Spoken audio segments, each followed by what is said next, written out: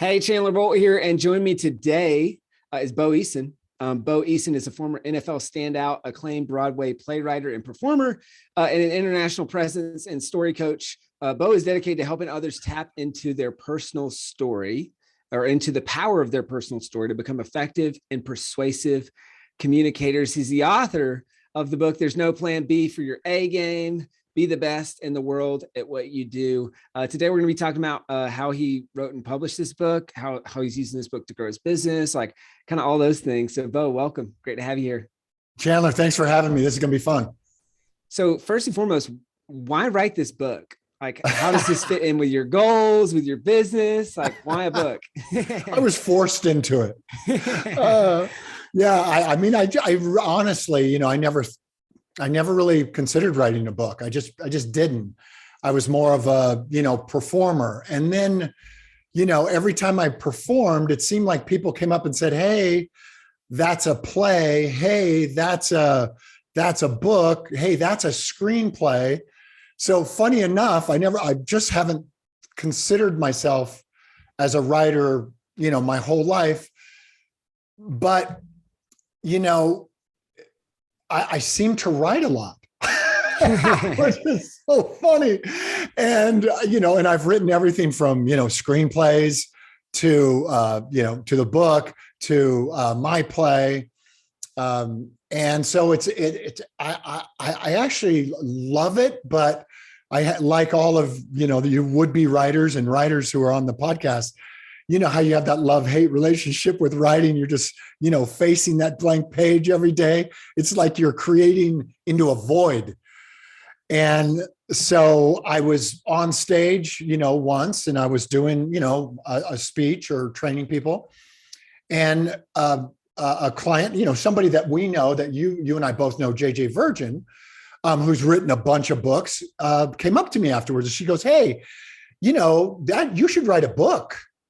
And I'm like, "Well, I don't even know how. I don't know why. I don't know why. I didn't know if they got paid or not. I didn't know anything about it."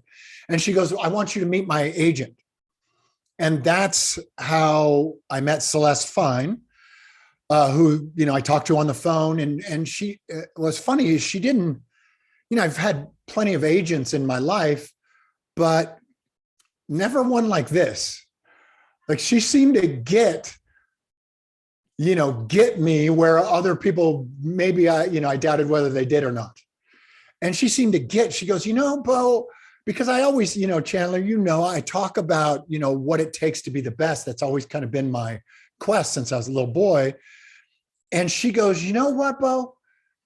I think there's a group of people out there, potential readers, that actually go to bed wondering if they could be world class, or wondering if they could be the best at something, or wondering if they could win a gold medal. And I think that's a book based on what I saw you talking about on stage." And so we went into it, we started writing and developing and finding the chapters. And I basically write, and this goes for plays, screenplays, the book. I write physically, like I write standing up and moving, and a lot of, like, I wrote my play while training for a marathon. So I was training for these marathons. So I had these 10-mile runs that I had to run to get ready for the marathon. And when you're running that far, you lose your mind, right? You're just like crazy, and you don't want to go on. You can't take another step. So your mind starts to relax. And then I started thinking of this story, of this play.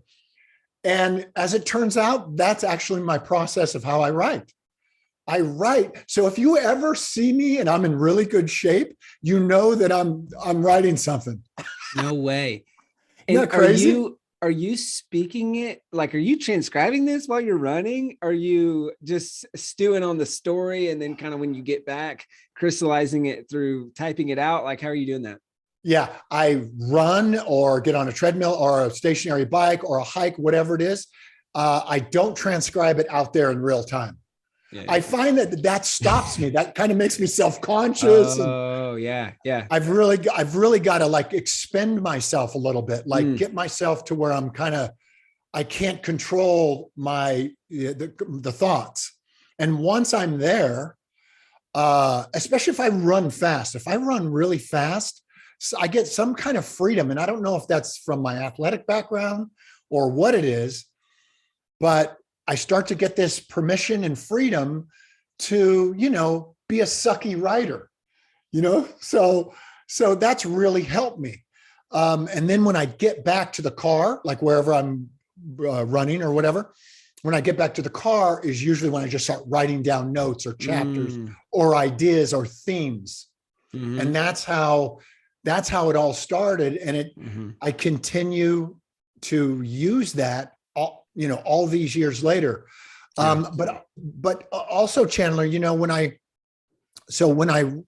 the play became a hit and in New York and it got bought as a movie, right? So I wrote one play in my whole life, a one-man show. So that got bought as a movie, and check this out. It's so funny.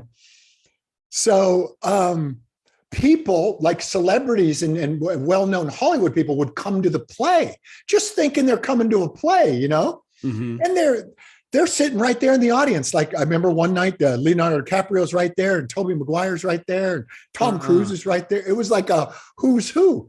Well, right after the show, they come backstage, right? So DiCaprio and Tobey Maguire come backstage, and they say, "Hey, we like this story. Will you write us a screenplay?" And I go, "Well, I don't know how to write I don't write screenplays." And they say, "Well, we think you do." And then they tell me how much you get paid to write a screenplay. I go, "Yeah, maybe I can do that." Turns out I write screenplays. and so to sum that story all up, it's funny.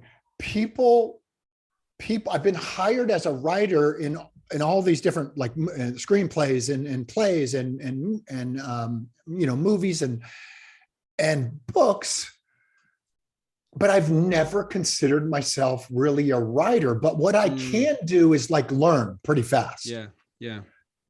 So, for example, my play got bought by Frank Darabont. Frank Darabont wrote The Shawshank Redemption, The Green Mile, Saving Private Ryan, The Walking Dead. So he bought it to direct. How did you do that? I did the show. He's in the audience, comes up afterwards. This is my life story. Comes up afterwards, goes, "Hey man, I want to make this my next movie." And I go, "That's cool. Who are you?" And he goes, "I'm Frank Darabont." I said, "Shit, you're Frank Darabont?" Because I didn't know what he looked like. Because you never see directors or writers that much. And he goes, "I'm Frank Darabont." I said, "That's great." He goes, "I want to direct it. You can write the screenplay." And I say to him, "Oh, really? Because I don't know how." Yeah.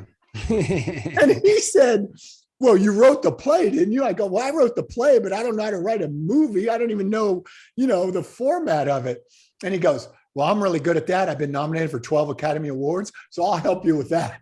So sure enough, he turned out to be my mentor as far as the screenplays went. And go ahead. I was just going to say, having a guy like that look over your shoulder, and you know how writers are. Writers are, they're humble in a way that they know they can fail really easily. So his notes to me on, a rookie writing a screenplay were very gentle. You know what I mean? And he says, and he told me straight up, "You can't do that, but you have to do this." And he also said this, I'll share this with the writers on the podcast. I think this is really critical if you ever are going to write a play or a screenplay. I'm not so sure it applies to books, but maybe it does. He had my screenplay in his hand, right? And he would open it and he would go, "Do you see what I see, Bo?" And he goes, "I see a lot of black on this page. And I don't see a lot of white on the page." And he goes, "That's a mistake." Because it's not dynamic.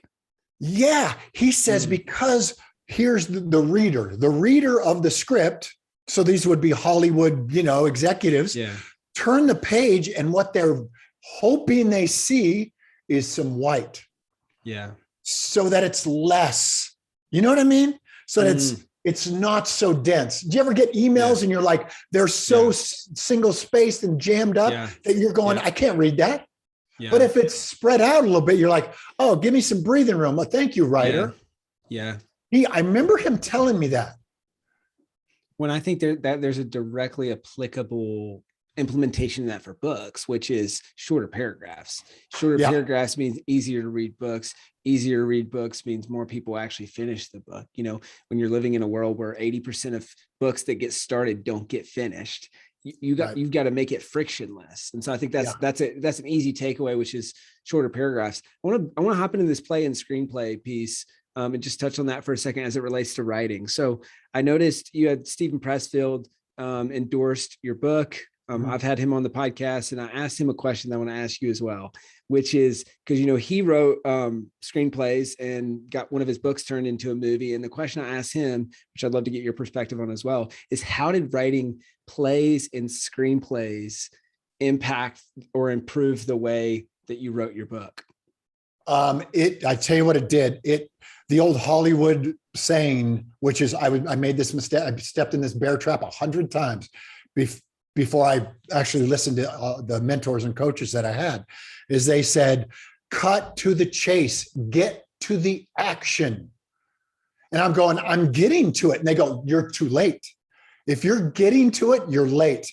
Get to the action. And the reason that saying became so famous or well-known is because of the old Westerns. Whenever the studio executive felt like the movie was going too slow and there was too much walking here and walking into the saloon and then the romantic scene, he said, you got to get to a horse chase. You got to get on the back of a horse and run. That's why they call it cut to the chase, because that's the action. And I kept telling them, be patient. The action's coming. And they just kept saying, if it's coming, it's late. So, right. So that's good. That's a really great note that I always keep in mind. Like, is that sentence necessary? Here's another tip that I'll give you that I just thought of that Frank Darabont gave me. Now, mind you, guys, this guy's one of the greatest screenwriters of all time. Very sweet guy. He said, Bo, I'm just going to give you a general rule in screenwriting, and this probably is true for books. If you took a red pen and you crossed out every other sentence, it would be a better book. It would be a better movie. And I was like, that means a lot to me. Somebody gives me simple tasks like that lands on me. Like I go, look, this dude obviously knows what the heck he's doing. Also, let me tell you one more thing I just thought of. This will help you guys. So when I would have these writing meetings with Frank, this was several years ago, 15 years ago. It was my wife and I, and we couldn't afford a babysitter at the time. So we had a baby, like she's 17 now, but she was this big. And we would take her to these writing meetings because we didn't have anybody to watch her.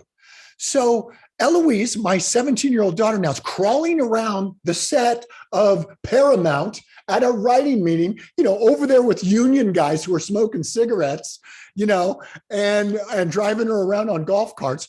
And we're meeting with Frank Darabont, and he's giving me notes on my latest pass of the screenplay. Well, at that same time, Chandler, you won't believe this, but at this time, he's writing a little movie called Indiana Jones. And it was, oh my gosh, it was the fourth Indiana Jones. And so his writing meetings are in the same room, right? With Steven Spielberg, George Lucas, and Harrison Ford and Frank Darabont. So they're in the meeting. Then we would often meet right after they finished. So those guys would walk out, so you can imagine, and we got a baby. Yeah. And we're like, no one knows who we are, right? So those guys would leave. We would come into the writing meeting. Eloise would be crawling around. And Frank Darabont was so funny because what he was astounded by working with legends like Spielberg and Lucas and Harrison Ford, it wasn't that he was in awe of them. It wasn't like he was like, those guys are unbelievable. That's not what he said. Do you know what he said? Those guys come up with the worst ideas I've ever heard of. Mm-hmm. 1,000 of them. Mm-hmm. And then they get one. Mm-hmm. He goes, they come up, they're not afraid to fail. They're not afraid to, what we call like sucky writing or sucky ideas. Mm-hmm. And that's why they're legends. If you think about those three, because he was complaining that it took them a long time to get to the good stuff. Well, of course it does. These guys, the reason they're great is because they all these bad decisions, all these wrong choices revealed the right choice. Yeah. Isn't that cool? That's great. And so great. I didn't feel so in awe of them after that either. I just felt like I was only having 10 ideas and thinking I was bad at ideas or a bad writer. Mm-hmm. And we're not, like all of us on this podcast now, we're not. We just haven't given ourselves enough attempts. Yeah. That's so great. And I can resonate. It's almost like those are the two parallels. It's like coming up with enough ideas to have good ones, but then also coming up with enough words to have a great book. I mean, it's kind of what you alluded to of removing every other word. I'm in the middle of, I'm doing basically an updated and revised version of my most successful book of all time. And I'm in the middle of right now, it went from 50,000 words to 85,000 words to then I think it's right at about 68,000. And I want to get it down to probably less than 65,000, but it's the same. It's just going through the draft saying, all right, what can I cut? What can I cut? What can I cut? Having my editor do the same thing, having a proofreader do the same thing, where it's like, okay, how do I just ruthlessly cut this down and cut to the chase and hop on some horses? Cut to the chase. That's right. That's awesome. Well, hey, let's switch gears to the launch of the book. How did you launch this book successfully as a first-time author? And then what sold the most copies? Yeah, we did really well. I was a rookie at books, so I didn't know the market. So we got help.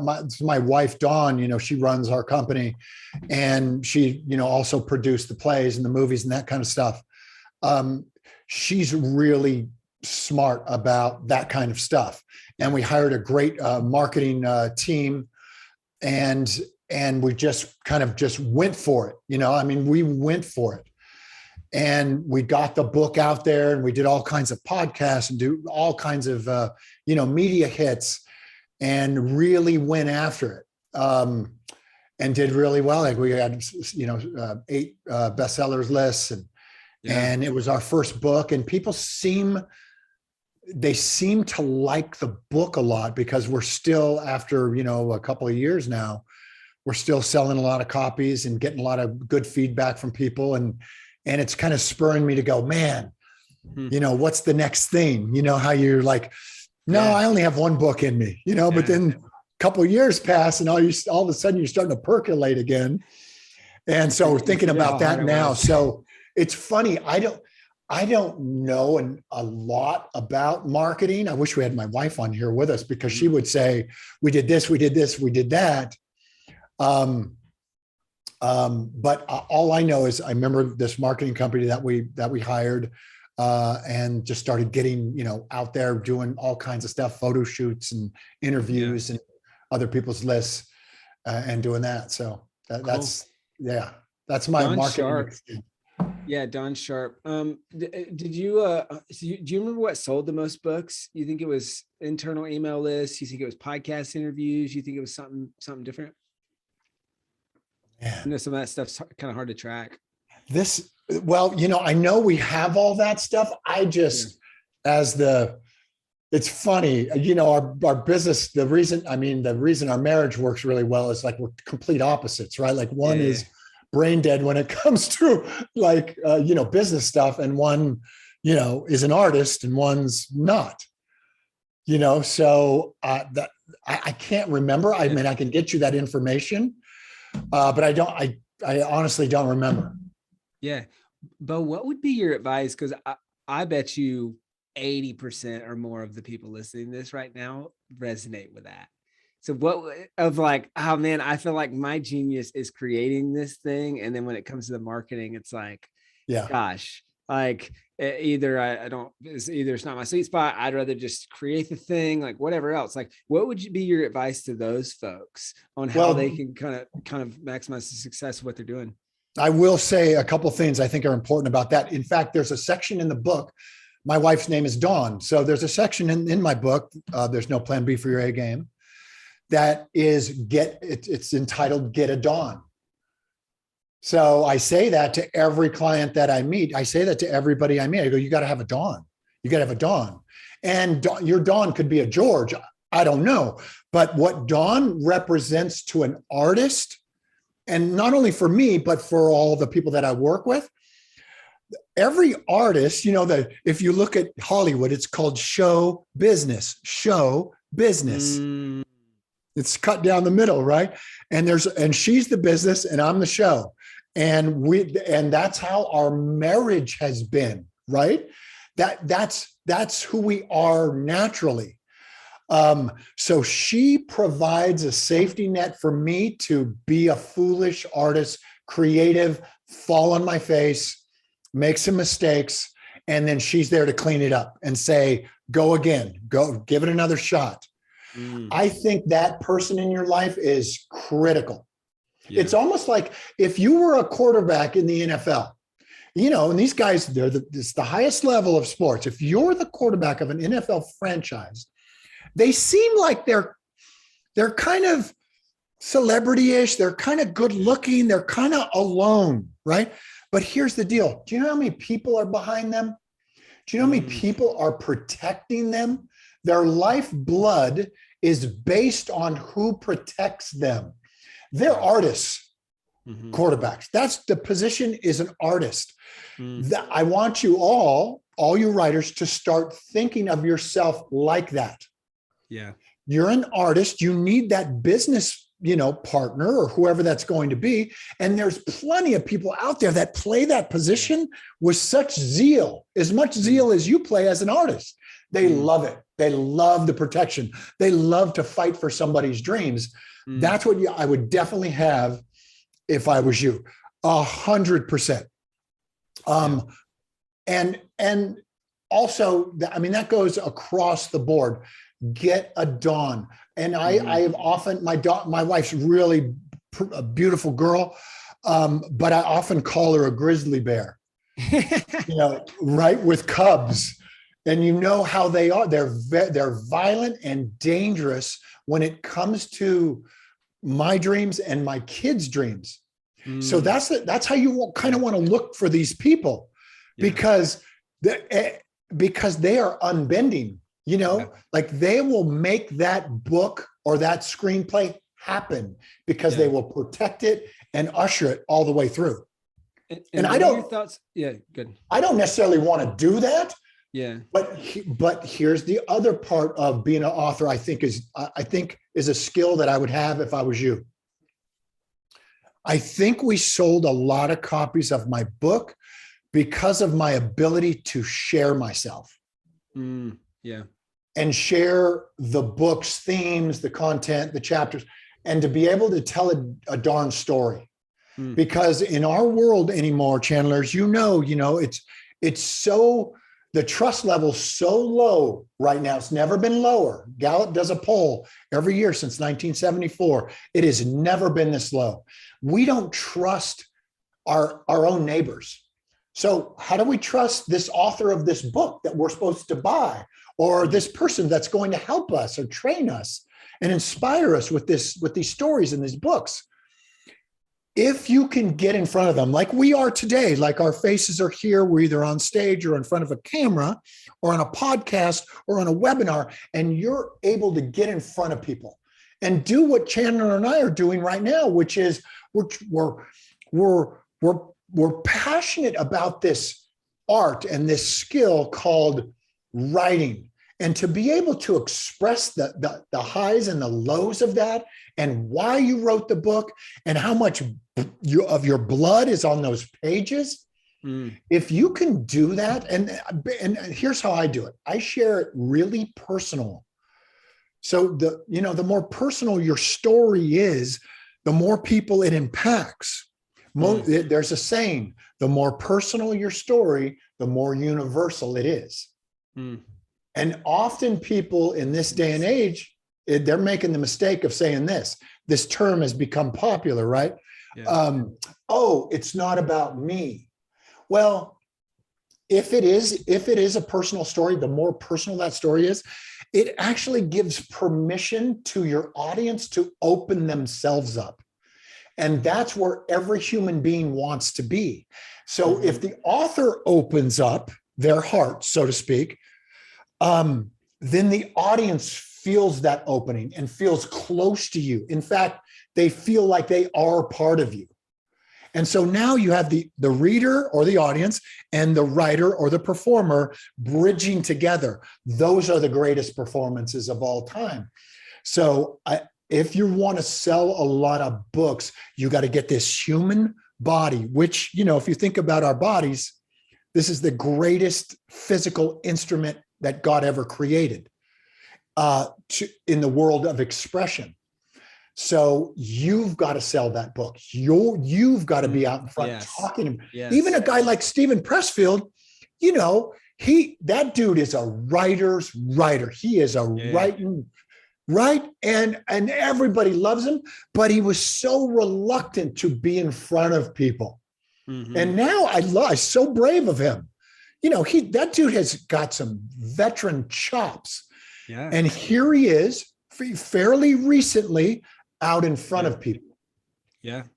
That's amazing. And that's it. And for those of you listening, that's a good podcast interview to check out, is the one I did with Stephen Pressfield. But we talked about is like how in your 70s you're doing this, and the hunger and the passion and the going out in front, and not only continuing to write, but like you said, continuing to promote your books and to teach. And that's obviously what he's doing, coming on this podcast and other places like that.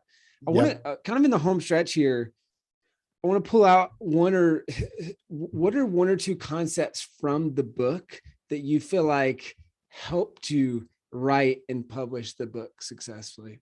Something that's a content that's in the book that helped me create exactly it? Like one or two concepts that you teach in your book, right? That you would say, hey, this was fundamental to me actually being able to do the process of writing and publishing. Yeah.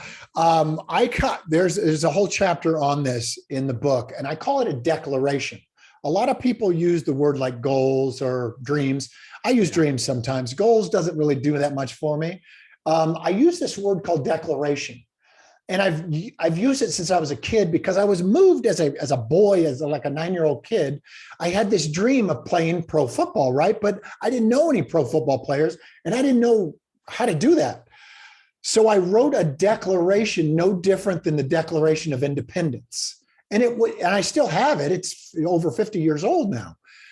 And I followed that declaration, and all it did was declare that I was going to be the best at this position called safety, which is a position in football. And I followed that despite everyone saying, no, you're too little, you're too slow, you're too this, you're too that, including 350 colleges that said, we don't want you. And I just invited myself and kept true and loyal to my declaration.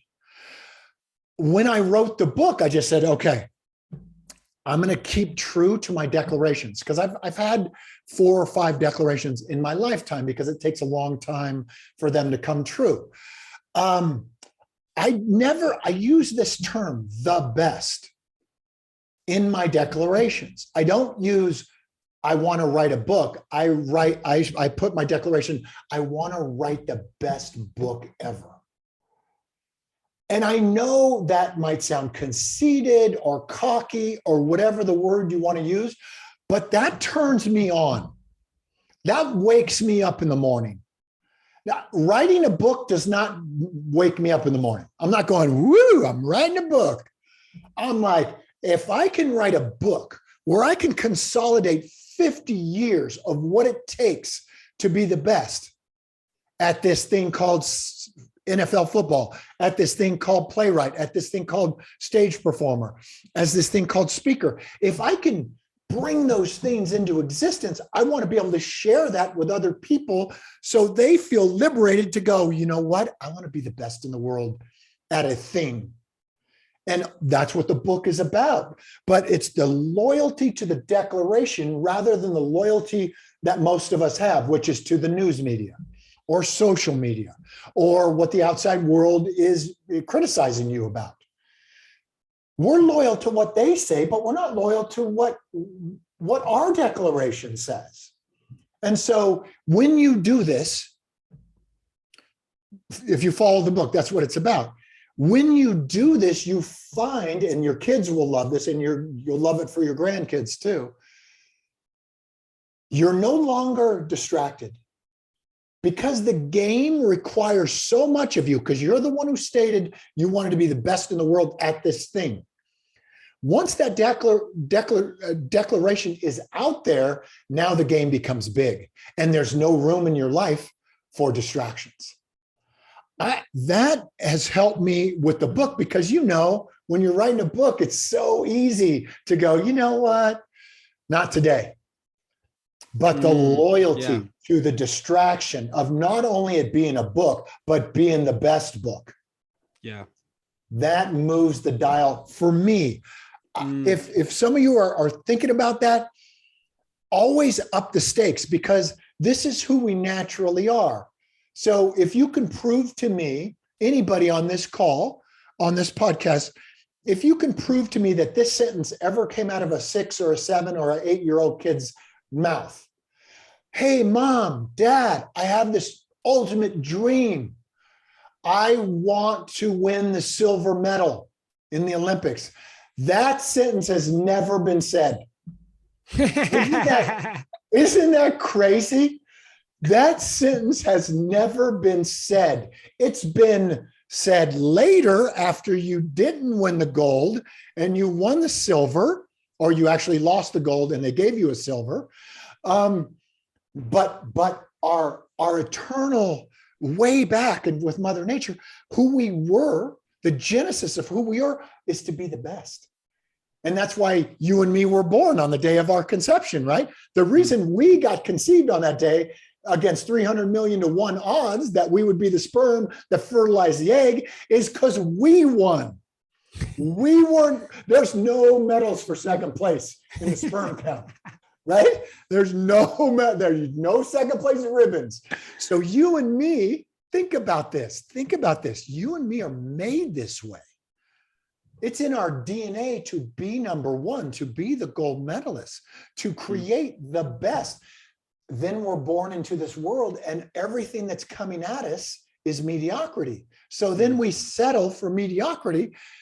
And I say, you know what? If I make a commitment to write a mediocre book, that book's never going to get written because I'm going to be distracted. It's never going to happen. But if I declare it's going to be the best book, that sucker's going to happen. Now, it may not be the best book, right? That's for other people to decide.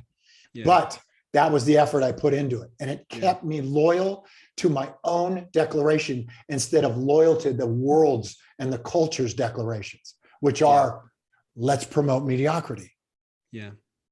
And so you made a declaration to be the best and a declaration to get it done, which I think that's a big thing that a lot of people can take away too, is when you decide to write this book, one of the best first things that you can do is post a picture or something of you saying, hey, I'm going to write this book and it's going to be done by this date. Yeah. It's like the box that I sent you in the mail where there's that future author sign that we have. And it's like, my rough draft will be finished by X date. And we ask people to take a picture with it and then post it. Because then it's public accountability, but in your words, it's a declaration to finishing this thing. That's right. So guys, that's awesome, Bo. And you can learn more about this in his book. There's no plan B for your A game. So Bo, what would kind of a couple final things here? What would be your parting piece of advice for folks who are just like you or the other Bos in the world who are thinking about writing their first book. So knowing what you know now, what would be your advice to those people? Yeah. We all have this unique story. Now, to us, it doesn't seem too unique because we lived it. So it seems kind of mundane. It seems kind of regular. It is not. That is dramatic to other people who didn't live your life, right? So we all have this vision and this perspective that's valuable. I mean, in fact, if you think about people who make a lot of money, they get paid for their perspective. Isn't that wild? They get paid on what they see and how they're able to communicate that. Well, so do you. So you're paid equivalent to the perspective that you're able to get out there. And no better way to, get on a stage or get in front of a camera, talk about it, and then write it and get it out there and get it passed around to people. If you don't do it, no one else is going to. It's dead. It just dies. It dies with you. And I just always thought, like, wow, that's crazy. Why would I spend 50 years trying to be the best at something and then not share the principles of what it took to be the best at that thing? That's a valuable thing. And so is your life, and so is your track record. So don't, and this is where, like news media, social media always goes to mediocrity. They go, well, do we really need another book? No, we don't need another book from you idiots, who write shitty books. We need somebody who's got a perspective and is in the real world grinding it out. That's what we need to hear from. So that would be, first thing I would do.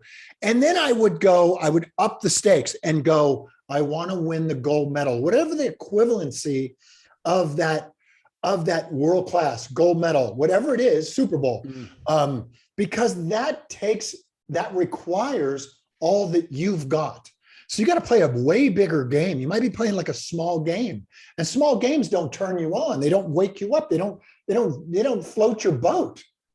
So I want you alive, and that's risky, right? So you got to put yourself on the line and get out there and do it. And then you get out in front of people, you share who you are, and those are the people who I'm telling you, we're walking into a new leadership model. And it is the people who can share the miles that they've run. Bloody noses and all. The more bloody noses, actually, the better. But you're not going to have anything to say if you attempt mediocrity. You just won't. You'll only have something to say if you attempt to go deeper and deeper and deeper each day.